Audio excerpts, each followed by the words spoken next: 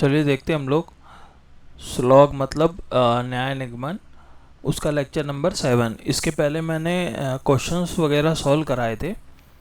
तो इस लेक्चर में हम लोग क्या करेंगे, हम लोग क्वेश्चंस को सॉल्व करेंगे। जो नन है और सम नॉट है, पहले तो हम उसका कॉन्सेप्ट पढ़ेंगे, फिर हम क्वेश्चंस को सॉल्व करेंगे। जैसे मेरा नन होता है तो नन को हम नो भी बोल सकते हैं, हिंदी में बोलते हैं कोई नहीं। जैसे मेरा लिखा हुआ है नन ए आर बी, मतलब कि कोई ए बी नहीं है। तो हम इसको लिखते कैसे हैं, ये मेरा ए है,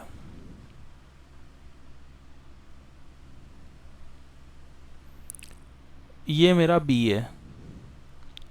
उसने क्या बोला, कोई भी ए बी नहीं है, यानी कि ये ए ये बी, एक लाइन खींचो, एरो टाइप का बना लो और ये क्रॉस कर दो, यानी कि कोई भी ए बी नहीं है। ये मतलब हम लोग डायग्राम से ऐसा याद रखते हैं, ठीक है। जैसे हम लोग ऑल ए आर बी मतलब सभी ए बी हैं, उसका ऐसे बनाते हैं। सम ए आर बी मतलब कुछ ए बी हैं, उसका ऐसे बनाते हैं, ठीक है। तो उसी तरीके नो ए इज बी मतलब कि कोई भी ए बी नहीं है, उसका डायग्राम हम लोग ऐसे बनाएंगे। तो इसका क्या मतलब है, कोई भी ए बी नहीं है, यानी कि ए का कोई भी संबंध बी से नहीं है। तो कॉमन सी बात है, अगर ए का संबंध बी से नहीं है तो बी का संबंध भी ए से नहीं होगा, यानी कि none B are A B सही है, ठीक है। अगर ए से बी का संबंध नहीं है तो बी से ए का भी नहीं होगा, यानी कि जो नन या नो होता है इसमें उल्टा क्या होता है, सही होता है।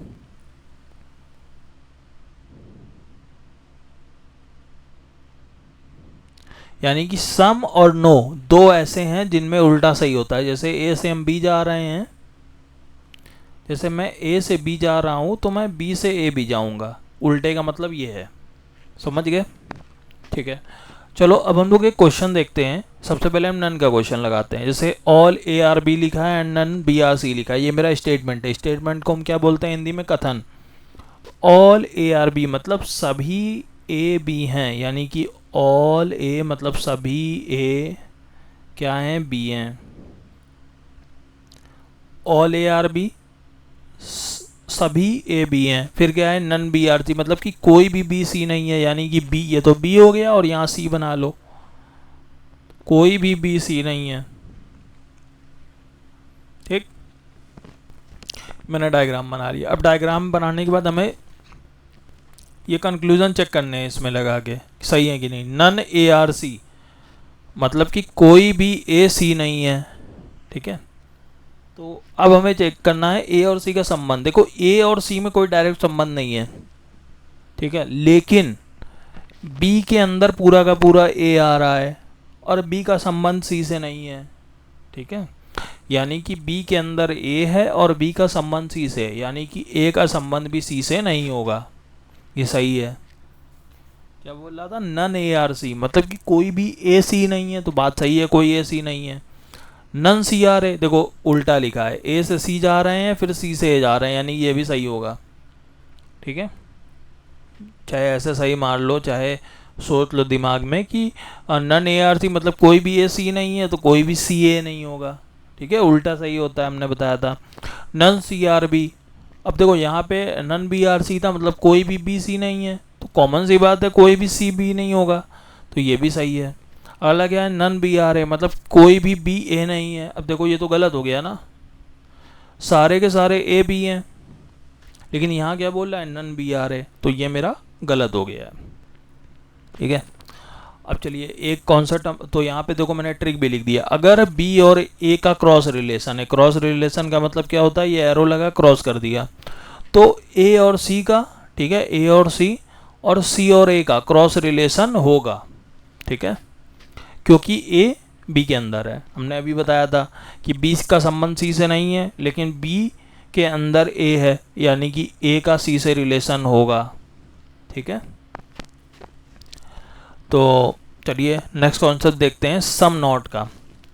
सम नॉट में क्या है, सम नॉट का मतलब होता है कुछ नहीं, यानी कि ए सम ए आर नॉट बी, यानी कि कुछ ए बी नहीं है, ठीक है, यानी कि कुछ ए ऐसे हैं जो बी नहीं है, बाकी है कि नहीं हमको नहीं पता है, लेकिन कुछ ऐसे ए हैं जो बी नहीं है। तो हम इसका डायग्राम देखो कैसे बनाएंगे, ये ए है, ये मेरा बी है, कुछ ए, यानी कि हम कुछ ए बी से संबंध नहीं रखते हैं। ठीक है, यहाँ पे ए और बी में कोई संबंध नहीं था तो हमने एरो लगा के क्रॉस कर दिया। यहाँ पे बी के पूरे सर्किल का तो संबंध इससे नहीं है, लेकिन इसके कुछ पार्ट का संबंध इससे है, तो हमने यहाँ पे कुछ पार्ट ले लिया। ठीक है, यानी कि ये डायग्राम शो करता है ए का कुछ एरिया बी के, यानी कि ए का ये कुछ एरिया बी के पूरे सर्किल से संबंधित नहीं है। ठीक है, अब some B are not A लिखा है तो ये गलत हो जाएगा। क्यों गलत हो जाएगा? क्योंकि ए का कुछ हिस्सा बी से संबंधित नहीं है, ए का कुछ हिस्सा बी से संबंधित नहीं है। लेकिन यहाँ क्या बोल रहा है, हमें क्या देखना है, some B are not A, यानी कि बी का कुछ हिस्सा ए के पूरे पार्ट से संबंधित नहीं है। ऐसा हो ही नहीं सकता, क्योंकि बी का तो यहाँ थोड़ा ही हिस्सा इससे संबंधित नहीं है, तो ये मेरा गलत हो गया है। ठीक है, अगर यहाँ पे वो नन वाला होता तो सही हो जाता, अगर ये वाला होता कोई नहीं वाला तो ये सही हो जाता। ठीक है, चलिए इसका क्वेश्चन देखते हैं हम लोग। ऑल ए आर बी, मतलब सभी के सभी ए बी हैं, तो ये ए है, ये बी है, सभी के सभी ए बी हैं, नन बी आर सी, मतलब कोई भी बी सी नहीं है, तो ये बी है, ये सी है, यानी कि कोई भी बी सी नहीं है।